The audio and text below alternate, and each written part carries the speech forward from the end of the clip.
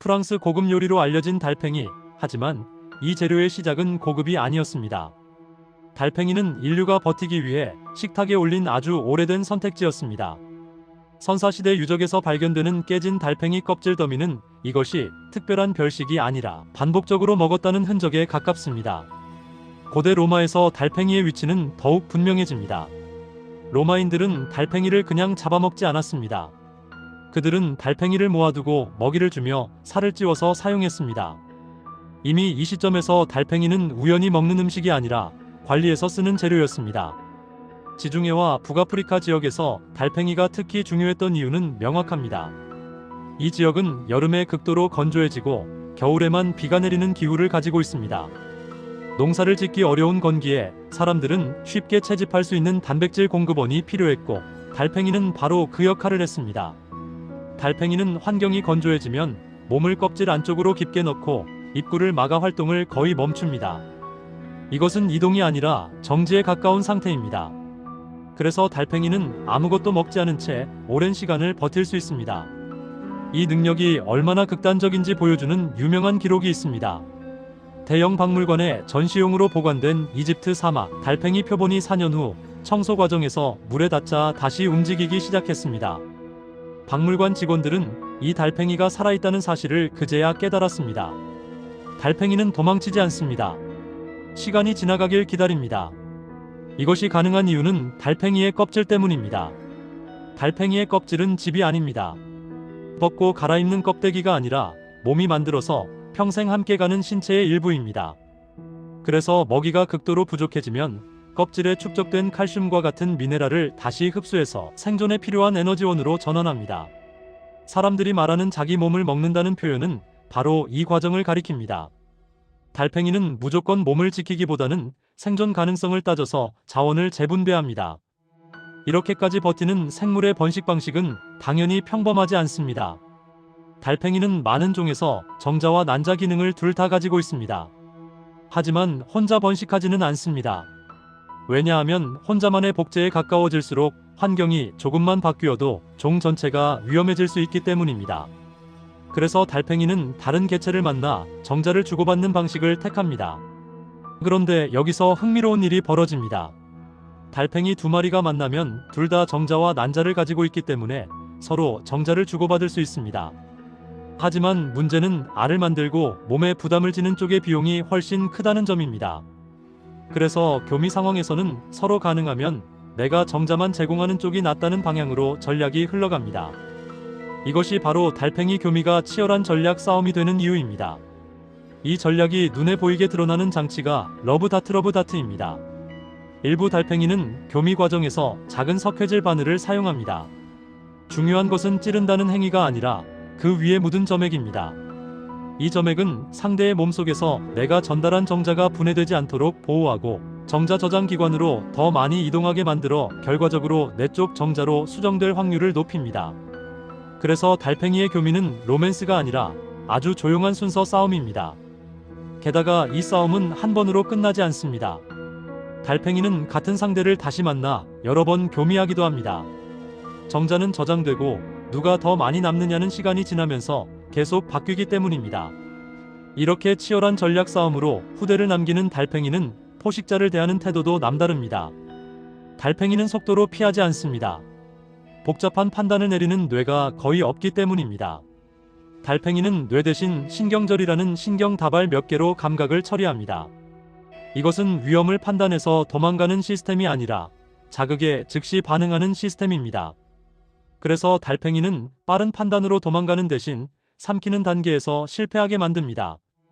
끈적한 점액, 단단한 껍질, 입안에서 처리하기 까다로운 질감으로 달팽이는 잡히는 것을 피하지 않고 먹는 쪽이 곤란해지게 만듭니다. 이쯤 되면 자연스럽게 의문이 듭니다. 이렇게 느리고 가만히 버티는 생물이 어떻게 전 세계로 퍼졌을까요? 답은 달팽이가 아니라 사람입니다. 달팽이는 흙에 묻어, 작물에 붙어, 화분 속에 들어가 사람 손을 타고 이동했습니다. 그래서 달팽이는 가장 느린 생물 중 하나지만 가장 넓게 퍼진 생물 중 하나가 됐습니다. 이 말은 가설이 아니라 성립되는 결과입니다. 이렇게 세계 곳곳에 풍부한 먹거리였던 달팽이는 한국 식탁에서는 어떻게 받아들여졌을까요? 한국에도 육지 달팽이는 있습니다. 하지만 한국 식탁에서 육지 달팽이는 거의 쓰이지 않았습니다. 대신 그 자리를 차지한 것은 민물 달팽이인 우렁이입니다. 이유는 단순합니다. 한국은 논과 저수지가 발달한 환경이고 그 환경에서는 더 크고 살이 많고 손질이 쉬운 민물 재료가 훨씬 효율적이었기 때문입니다. 이것은 취향의 문제가 아니라 환경이 만든 선택입니다. 달팽이와 우렁이는 같은 종은 아니지만 공통점은 분명합니다. 둘 다 달팽이 류복 종류이고 껍질이 몸의 일부이며 끈적한 점액을 만들고 느리게 움직이고 손으로 채집할 수 있었던 재료입니다. 그래서 프랑스에서는 달팽이가, 한국에서는 우렁이가 각자의 식탁을 차지했습니다. 그렇다면 이 재료들은 영양학적으로 어떤 가치를 가지고 있을까요? 먼저 우렁이를 보겠습니다.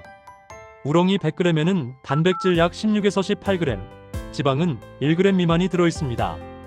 삼겹살 100g에는 단백질 약 14g, 지방은 20g 이상이 들어있습니다. 같은 100g이라도 몸이 받는 부담은 완전히 다릅니다. 우렁이 100g에는 철분 약 3mg이 들어있습니다. 이것은 하루 권장량의 약 20%에 해당하며 철분은 혈액 속 적혈구를 만들고 산소를 온몸에 운반하는 데 필수적입니다.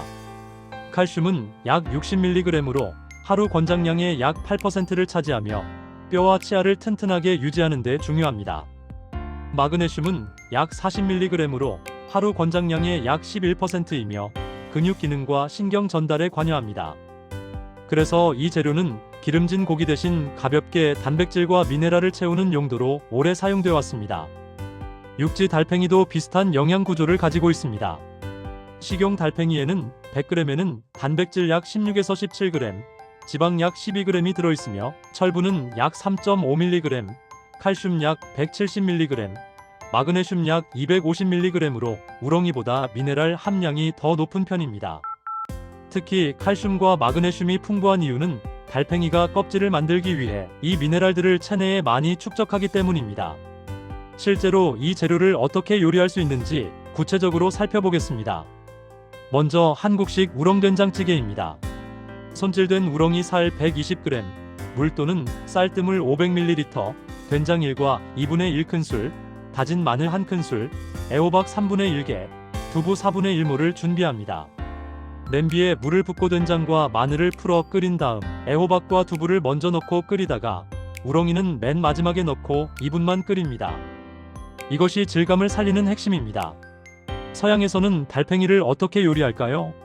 가장 유명한 것이 통조림 달팽이를 활용한 에스카르고입니다. 통조림 달팽이 살 80에서 100g, 무염 버터 30g, 다진 마늘 작은 술 하나, 다진 파슬리 1큰술, 소금 1꼬집, 후추 약간을 준비합니다. 작은 팬에 버터를 녹이고 마늘을 볶다가 달팽이를 넣고 살짝 데우듯 익힌 뒤 파슬리로 마무리합니다. 이 요리는 재료의 맛보다 향의 조합을 먹는 요리입니다.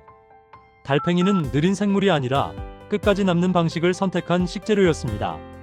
선사시대부터 지금까지 프랑스 식탁에서도 한국론에서도 이 작은 생물은 각자의 환경에 맞춰 살아남았습니다. 그것이 달팽이든 우렁이든 이들은 여전히 세계 곳곳의 식탁에서 조용히 자리를 지키고 있습니다. 오늘 영상이 도움이 되셨다면 좋아요와 구독 부탁드립니다.